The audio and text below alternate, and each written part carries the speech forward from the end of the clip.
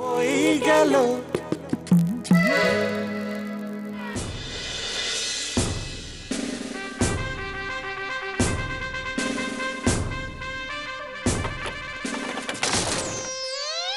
দেখিয়ে দেবো হীরক সেনগুপ্ত কি পারে আর কি না পারে।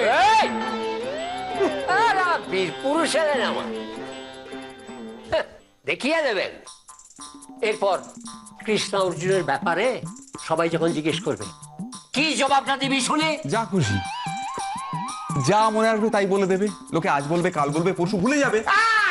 ঠিক বলেছিস। না, ঠিক না, এসব কথা লোকে সহজে ভোলে না। তাছাড়া অর্জুন এই বাড়িতে ছিল কৃষ্ণার বর বলে, পাঁচজনের কাছে মুখ দেখাবে কি করে? ঠিকই তো মা, কৃষ্ণও তো এতগুলো মাস ওই বাড়িতে ছিল, সবাই জানে ওই বাড়ির বউ। বাইরের লোক যখন সব জেনে জিজ্ঞেস করবে, কি বলবো বলুন তো? খালি তুমি বাইরের লোক নিয়ে এত মাথা ঘামাচ্ছ কেন? এটা কেন ভাবতে পারছো না যে ওই বাড়ি থেকে এসে কৃষ্ণা তার নিজের বাড়িতে ফিরে রক্ষা পেল? আরে দূর, সারা রাত বাড়িতে খিদে জ্বালায় কি করে রক্ষা পাবো বুঝতে পারছিস? বৌদি বলছি, ওই ও বাড়িতে নেমন্তন্ন ছিল বলে বাড়িতে বোধহয় কুটুটি রান্না করা হয়নি। সে আমি জানতাম। এখন যাই, এখন টিনের কৌটো খুলে লেড়ো বিস্কুট চিবিয়ে রাত কাটাই। ধর আটকড়ির বেড়া, এই আটকড়ির বেড়া শুদ্ধ খাওয়ার কথা ভাবছে, খালি খাওয়ার। কি তোমরা এমন মুখ চুন করে দাঁড়িয়ে আছো কেন? আরে বাবা, এত ভেঙে পড়ার কি হলো? না, ভেঙে পড়বো না। কৃষ্ণার কথা ভেবে আমার তো হাত পা একবার ঠান্ডা হয়ে যাচ্ছে। কি হবে মেয়েটার? বাবা, বাবা, মেয়েটা কোনোদিনও আর সুখী হতে পারবে না তো? পারবে, আলবাত পারবে। আমি এমন পাত্র থেকে কৃষ্ণার আবার বিয়ে দেব না, ওই বাঙাল বজ্জাতদের চোখ একেবারে ছানা বড়া হয়ে যাবে, করে তাকিয়ে থাকবে। খুঁজছে একটা দারুণ পাত্র আমি খুঁজছে, প্রচুর পেপার কাটিং জমিয়েছি, ঠিক খুঁজে বার করব।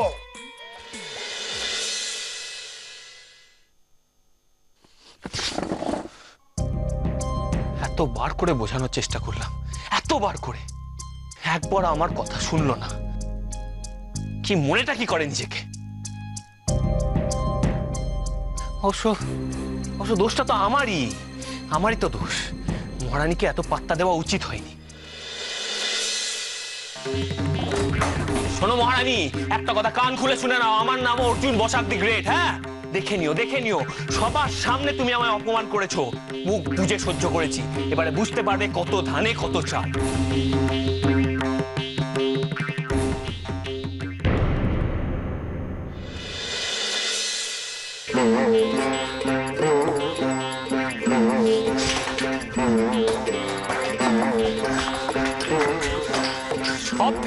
সব ফেলে দেবো, তোমার কোনো চিহ্ন রাখবো না আমি এই ঘরে, আমি বলে দিলাম।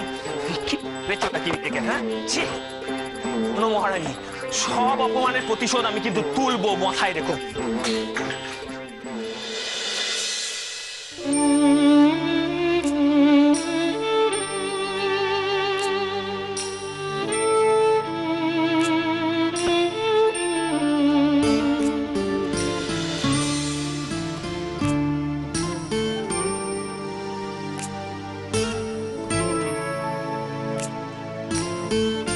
তোরা তো সত্যিই বিয়ে করেছিস দাদা, বিয়ের সব নিয়ম মেনেছিস। এবার তো তাহলে তোদের বিয়েটা তোদেরকেই বাঁচাতে হবে।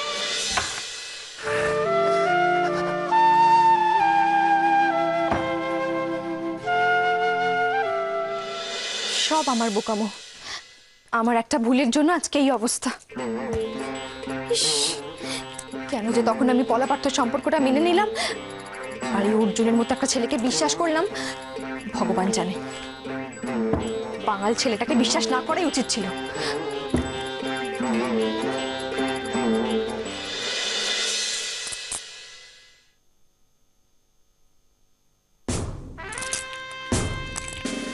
পলা, এই পলা, এই তাড়াতাড়ি এদিকে আয়। যাই, এই ডাকছিস আমাকে? হ্যাঁ, দেখ না, এগুলো খুলতে পারছি না, একটু সাবান জল এনে দে না। দিদি। এগুলো তুই শাখা পলা এখন খুলে ফেলিস না, এটা উচিত হবে না। চুপ কর, বুড়িদের মতো জ্ঞান দিস না, যেটা বলছি সেটা কর।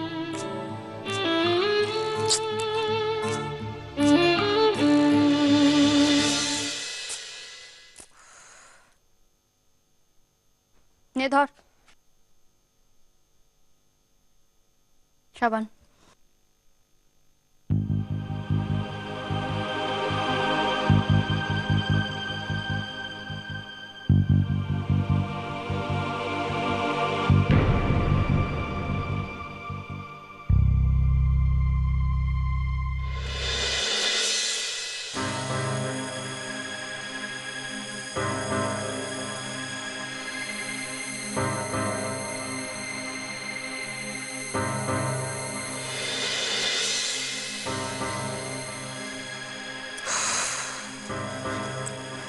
তুই কিন্তু এটা ঠিক করলি না দিদি।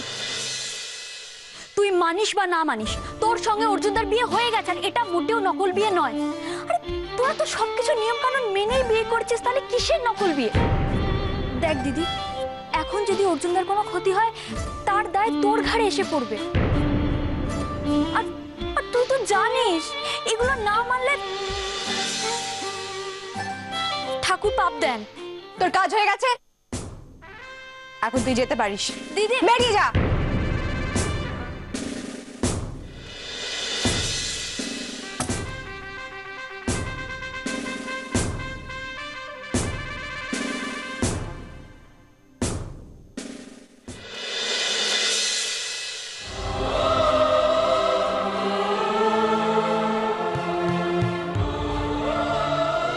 কৃষ্ণা, সিঁদুর এভাবে মাটিতে ফেললে অর্জুনের অমঙ্গল হতে পারে। আর তুই তো জানিস এগুলো না মানলে ঠাকুর পাপ দেন।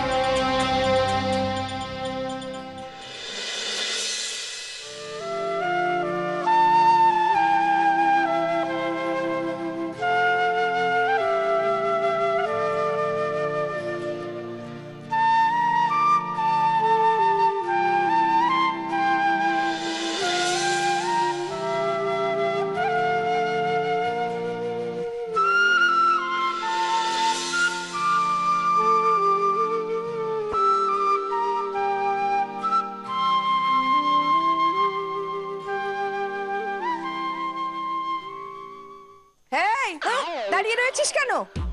শোন, প্রথমে ঘরগুলো ভালো করে ঝাড় দিবি, তারপর পরিষ্কার করে মুছবি। রান্নাঘরে সমস্ত বাসন রয়েছে, সেগুলো মাজবি। আর কলতলায় যত কাপড় চোপড় আছে পরিষ্কার করে কাচবি, বুঝলি? এই সব কাজ একদিনে করতে হবে নাকি? এই জন্য বুঝেছি তোমার বাড়িতে কাজের লোক কেন টেকে না। ও দুদিনের জন্য গেছে আর আমাকে এখানে ঢুকিয়ে দিয়ে গেছে। তো এই, তখন থেকে কি বিড়বিড় করছিস? কই কিছু না তো। কিছু না তো? ও কাকিমা শোনো, শোনো না। কি শুনবো? কিছু না। না, কিছু না। না বাবা, আমি কিছু বলবো না। পরনিন্দা আমার মোটে পছন্দ না। আমি বরং এখানে কাজ ছেড়ে তাড়াতাড়ি পালাই।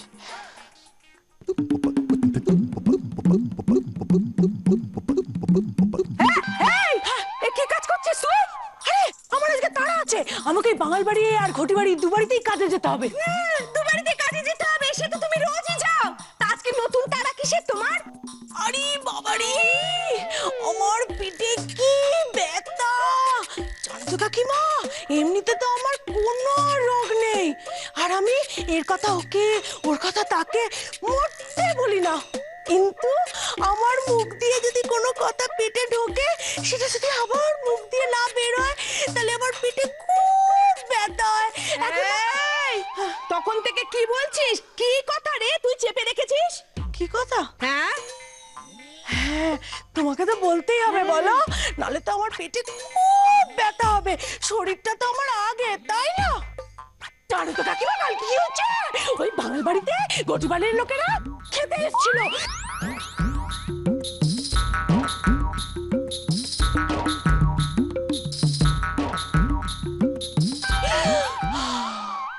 ওই বাড়ির প্রত্যেকটা লোক অসভ্য, আর তাই ওদের বাড়ির ছেলেগুলোও সব অসভ্য। আমার ওরম সোনার টুকরো মেয়েটা ওদের সাথে মিশে গোল্লায় চলে গেল। না, এর একটা বিহিত আমাকে করতেই হবে। চল তো বাঙাল বাড়ির লোকদের গিয়ে কিছু কথা শুনিয়ে আসি। চল চল কাকিমা। বাড়িতে এই অশান্তি, তারপরে দোকানে ব্যবসায় মন্দা। কি হলো? আরে অত অর্ডার ছিল পয়লা বৈশাখের জন্য, লাস্ট মোমেন্টে অর্ধেক অর্ডার ক্যান্সেল হয়ে গেল। আমরা টার্গেট অ্যাচিভ করতে পারলাম না। হবেই তো, লক্ষ্মীমন্ত বউটা বাড়ি ছেড়ে চল, মেয়েটা লক্ষ্মীমন্ত মেয়েটা বাড়ি ছেড়ে চলে গেল। হাসাইস না, লক্ষ্মীমন্ত লক্ষ্মীমন্ত কারে কস? ওই গোটি বাড়ির মায়াটাকে লক্ষ্মী না সাই? কাল লাগেনি, কাল লাগেনি। ইস, হস কইরা সবল মারতো। নাইলে তো সময় মতো গেছে, নাইলে তো তোরা মরতিস। এটা কি কষ্ট কি? হ্যাঁ, এটা কি কষ্ট ভাবলি? কৃষ্ণা অর্জুনের বউ হয়ে আসিল এই বাড়িতে। বাড়ির বউ রেখেও কাল লাগেনি কয়? কয় দাদা, কয়। কৃষ্ণা কৃষ্ণা কইরা তোমরা তো একবার অন্ধ হইয়া গেছলা। হ্যাঁ, তাই এত সহজে তোমাকে চোখে পট্টি পরাইছে, কিন্তু আমার চোখে তো পট্টি পরাইতে পারে নাই। অত সহজ কাম নয়, আমি সব দইরা ফেলছি। দূর দূর দূর। দাদা, ওখন আমাদের একটি কামই বাকি আছে, অর্জুনের বিয়া দেয়া। কি করলি তুই? ছি ছি ছি ছি ছি ছি ছি ছি।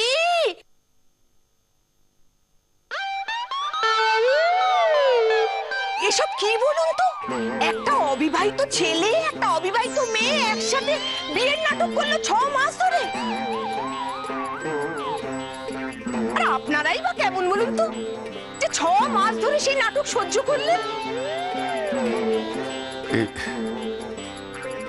আমরা তো জানতাম না যে ওরা এই কাণ্ড ঘটাইছে। জানা উচিত ছিল আপনাদের।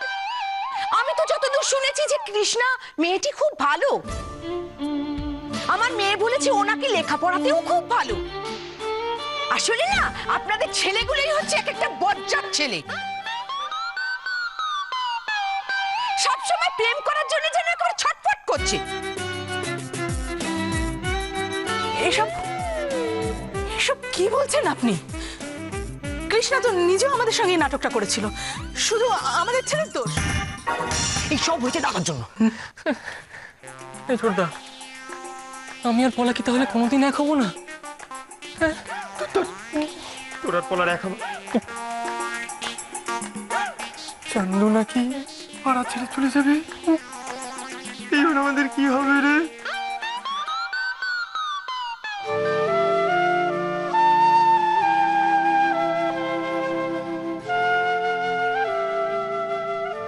কৃষ্ণা, জানলার বাইরে কি দেখছিস? কটা কা করছে গুনছিস নাকি? তুমি কি কিছু বলবে? যা বলার তাড়াতাড়ি বলো।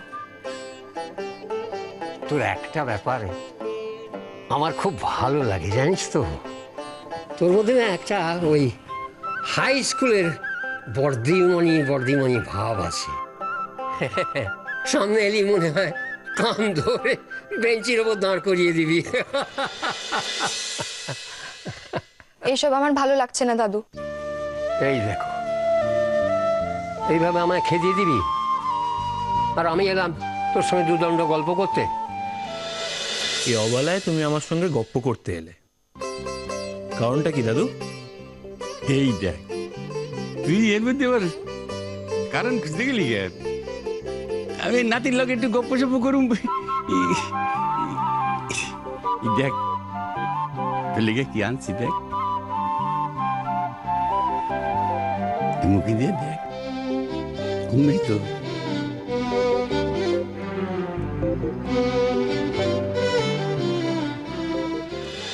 কি হইলি? ছোটবেলায় এই তাল চাষ খাওয়ানোর লেগে তুই তো পাগল হয়ে যাইতিস। এই মুখে দিয়ে দেখ।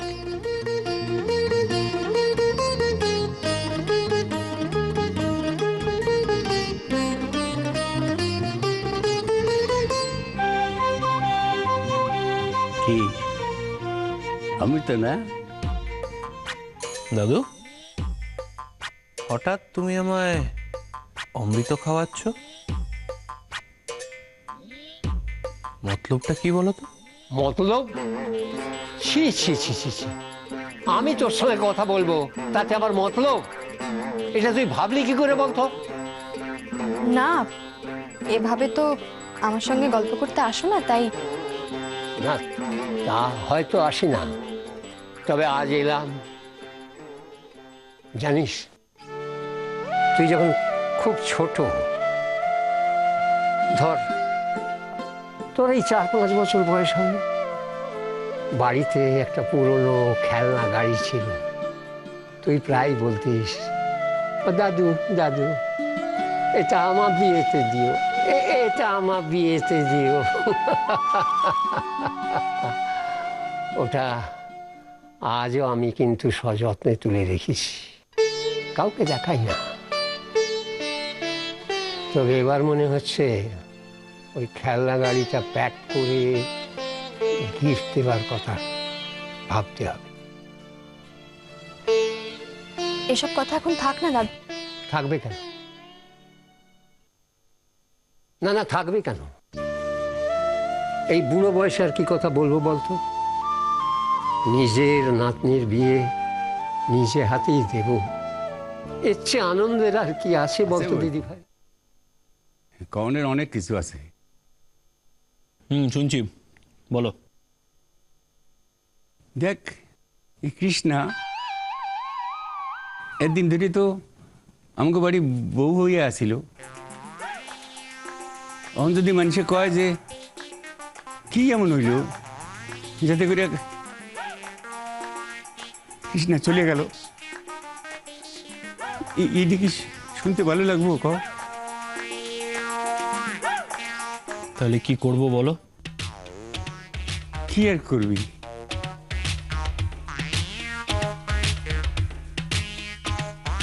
তুই কৃষ্ণারে সত্য সত্য বিয়ে করে ফেল, আর দেরি করিস না।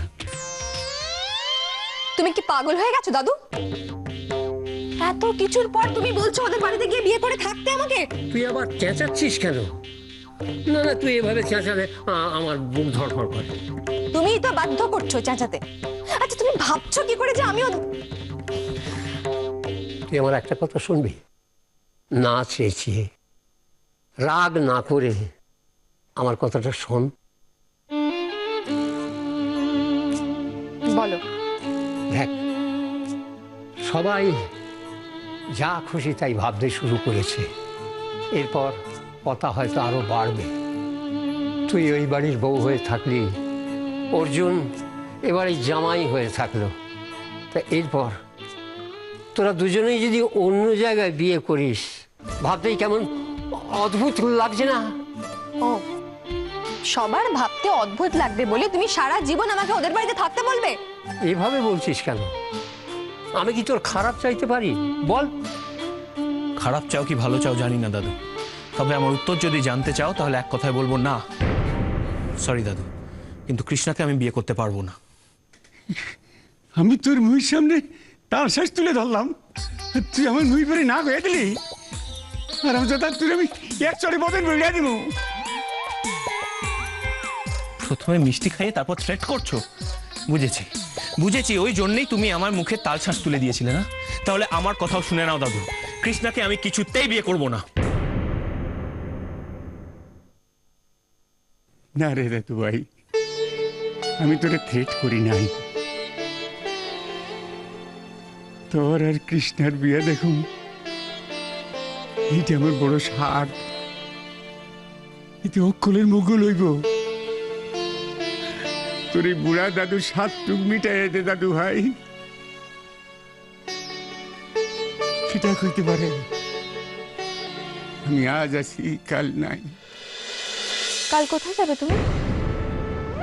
যেখানে সবাইকে একদিন একদিন যেতে হয়, আমারও তো সেই সময় এসে গেল রে।